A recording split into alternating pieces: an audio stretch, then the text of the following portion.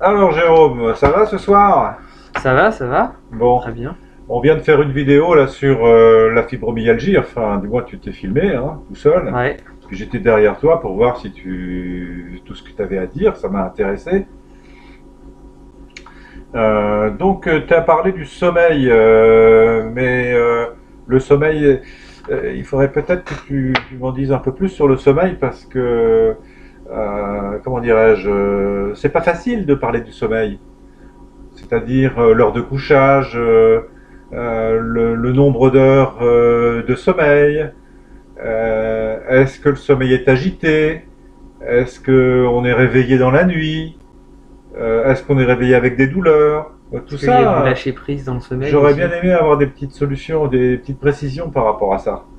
Alors, à quelle heure faut-il se coucher d'abord, premièrement? Bah, en règle générale, vaut mieux se coucher avant 23 h, vers les 23 h c'est bien. Bon, 23 heures, allez. Voilà, Entre 22 heures et 23 heures. voilà c'est ça. Il faut avoir mangé combien de temps avant de se coucher? Alors, au moins de 2-3 heures au moins, quoi, Ouais, histoire qu'il n'y ait pas la digestion, le gros de la digestion, enfin, d'accord. pendant qu'on se Alors, couche. pour les gens qui ont du mal à s'endormir, parce que quelquefois c'est 1 heure à se tourner dans son lit avant de trouver le sommeil, t'as pas deux ou trois astuces à dire, sauf les plantes, il n'y a pas de la respiration, de la détente, de la méditation, ou je sais pas, la prière pour ceux qui sont croyants, je sais pas, quelque chose pour Oui, les bah aider. oui, la cohérence cardiaque par exemple, plus à faire juste avant d'aller se coucher.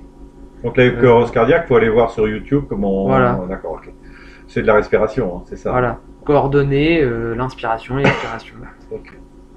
Et la Euh, méditation. la méditation, alors là, la méditation, je pense qu'il faut être un peu initié pour la méditation. Il faut faire partie d'un groupe qui fait de la Oui, bah on peut méditation. regarder des vidéos pour s'endormir en méditation guidée sur YouTube, il y en Ah a oui, pas il y a mal. ça, d'accord. Ok. Après, il y a le simple fait de ressentir son corps, de ressentir ses sens, tout Hmm. simplement, sans se prendre la tête, et d'observer son rythme cardiaque, d'observer son rythme respiratoire, et de diminuer au fur et à mesure tout ça, toute l'activité du corps. En essayant de se contrôler dans la respiration, etc. Ouais, Poser son voilà, ouais. cœur. Ok. Ça, c'est pour ceux qui savent, hein, mais bon, ça doit pas être la grande majorité. Alors donc on s'endort et puis après on va se réveiller. Alors ou on se réveille comme ça d'une manière automatique, c'est-à-dire spontanée, ou on se réveille d'une manière provoquée comme par exemple une douleur musculaire qui vous réveille. Alors pour éviter d'avoir mal pendant le sommeil, est-ce qu'il y a des astuces? Par exemple aux douleurs chroniques qu'on peut ressentir dans des muscles sur une partie du corps. Est-ce qu'il y a une astuce? Par exemple, je pense à la Bah, lavande, qu'on pourrait faire des massages comme ça avec la oui, lavande. voilà, oui, oui, de la lavande, du romarin à camphre pour décontracter tout ça, l'eucalyptus citronné. Alors attention, il ne faut pas mettre directement sur la peau, hein, il faut que ce soit des mélanges, hein. Oui, Il faut bon, bien mettre avec un préciser, petit hein. peu d'huile végétale, après à voir la dilution selon la sensibilité de la peau, Ouais, et voir même les huiles essentielles selon la sensibilité de la peau. ouais. Je pense qu'en massage, il ne faut pas dépasser 20% de concentration. Oui, bah oui, puis encore, faut même diminuer quand c'est à prendre tous les jours. Ouais. Et moi, j'ai la concentration à entre 1 et 5% maxi hein, en dilution, en concentration de l'huile essentielle. Ah oui, 1% pour les massages. ça c'est quand on en prend tous les jours Oui. pour éviter Ben oui, mais justement, l'intoxication. tous Oui, les oui, jours. oui, oui. Donc, recommandons bien d'en mettre une goutte ou deux gouttes pour 100 gouttes, enfin pour 98 gouttes restantes, hein, pour faire les 100, hein, d'accord? Donc sur 100 gouttes, il y en aura 2 pour les huiles essentielles et il y en aura 98 gouttes pour l'huile végétale qui peut être de l'huile d'amande douce par exemple. Voilà, oui. Voilà. Et on se masse en prévention les endroits, alors ça peut contribuer à se détendre un peu avant de se coucher. On sait qu'on a mal tous les soirs, ça peut nous réveiller chaque nuit. On masse par exemple le bras, ou je sais pas, Ah un oui. endroit du corps qui régulièrement vous réveille. Alors donc ça c'est les réveils. Ensuite la durée du sommeil, quelle est la durée idéale à ton avis? À peu près 7 heures. Après, ça dépend si on fait de l'activité physique ou une grosse activité dans la journée. S'il y a grosse activité dans la journée avec volonté de progresser dans son activité, il faut 8 heures de sommeil. Hmm. Et sinon, entre, bah, c'est entre 6 et 7 heures, ça suffit, Hmm, hmm. D'accord. plus ou 6, moins. 7 ou 8 maxi quoi. Oui, Après on voilà. tombe dans l'hypersommeil. Voilà, oui, après, au-delà de 9 heures, ça commence à D'accord. être. Alors après, on va se réveiller, on va peut-être commencer à continuer d'avoir mal avec la fibromyalgie. Qu'est-ce qu'on peut faire pour réveiller son corps et puis pour pas trop l'activer, puisqu'il s'agit Et, de le réguler. et justement, là encore, la respiration, la méditation, c'est très bien dans Ouais, la mais on va pas mesure. arrêter de respirer et de méditer. À la fin, Hein, bah, il y a un vrai titre, non? Non. Il n'y a pas autre chose. bah, après, encore aussi, les huiles essentielles. Ouais, mais Bah c'est non, pareil, mais parce il n'y que a pas les autre huiles chose. essentielles vont travailler au niveau spirituel. Oui. Et donc, Par exemple, quand on prend la douche, on peut pas faire le chaud ou le froid, ça marche pas, ça?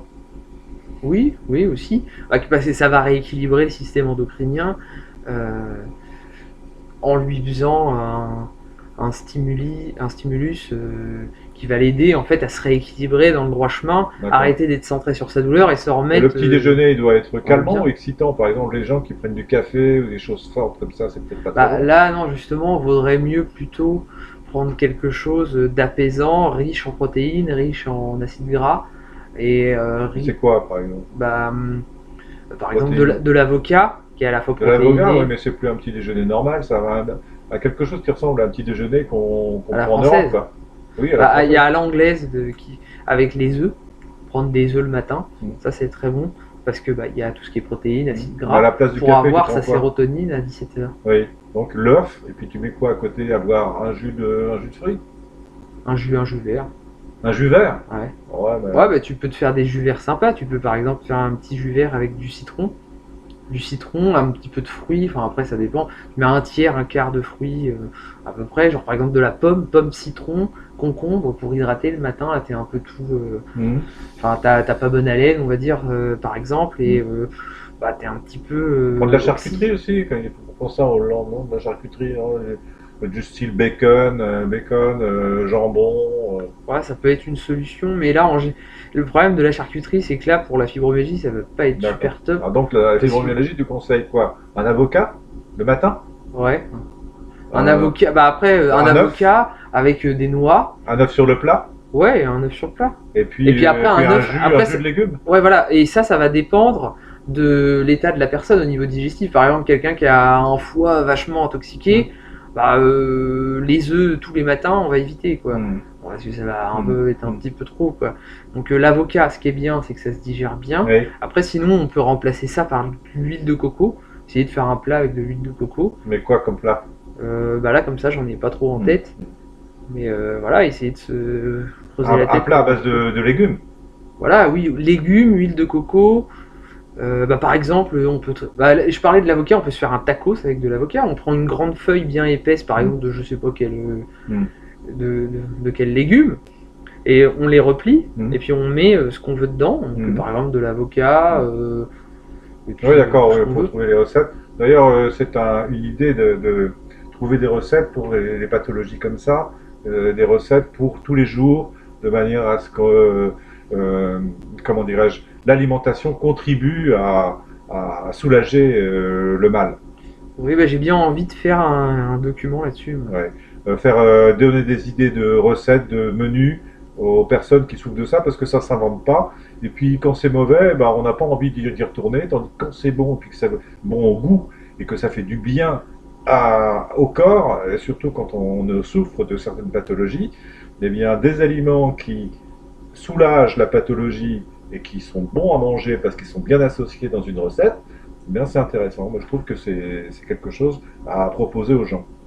Je ne sais pas ce que tu en penses, mais Ah bah oui, oui, complètement. Bah disons qu'après, il y a toujours une individualisation selon les gens, ce qu'ils aiment pas. Mais là, déjà, de faire un tronc commun, par exemple, sur des bases, hein, des Mhm. basiques, fibromyalgie ou jambes sorpo Ouais. ou je ne sais quoi, bah, c'est bien déjà de faire une base pour tout le Voilà. monde et puis après de De catégoriser. proposer des recettes qu'on peut même décrire sous forme de tuto, comme on a toutes les recettes de n'importe quoi, des moules frites, tout ce qu'on veut, du bœuf bourguignon sur Ouais. YouTube. Voilà, donc moi c'était ça que je voulais aborder avec toi aujourd'hui, le sommeil. Après il y a l'histoire des mitochondries, la dysbiose, là c'est un grand chapitre. Et puis le système nerveux global, c'est un grand chapitre aussi. Moi, on va pas ennuyer nos auditeurs et spectateurs, comment on appelle ça? Les spectateurs. Oui, spectateurs. Et donc voilà. En résumé, on mange, on attend 2 heures, On se couche après s'être détendu avant de se coucher ou dans le lit. On aura ramassé les zones douloureuses avec des huiles essentielles, mais en faisant attention de bien les diluer selon les recommandations citées précédemment, c'est-à-dire pas plus de 2 à 5% maximum de dilution, de concentration. On masse d'abord, on se couche, on se détend, on dort, on fait 6, 7 ou 8 heures de sommeil selon les personnes, on se réveille, on se prend une petite douche tonique, et puis on prend un petit déjeuner adapté. Adapté, comme tu viens de le dire à l'instant. Voilà. Donc là, je pense que ça résume à peu près le discours d'aujourd'hui. Et puis, Jérôme, tu es d'accord pour qu'on continue ce Oui. genre de petite discussion? Oui. Bon, voilà. Bon, alors, à plus tard, Jérôme. À plus tard. Au revoir.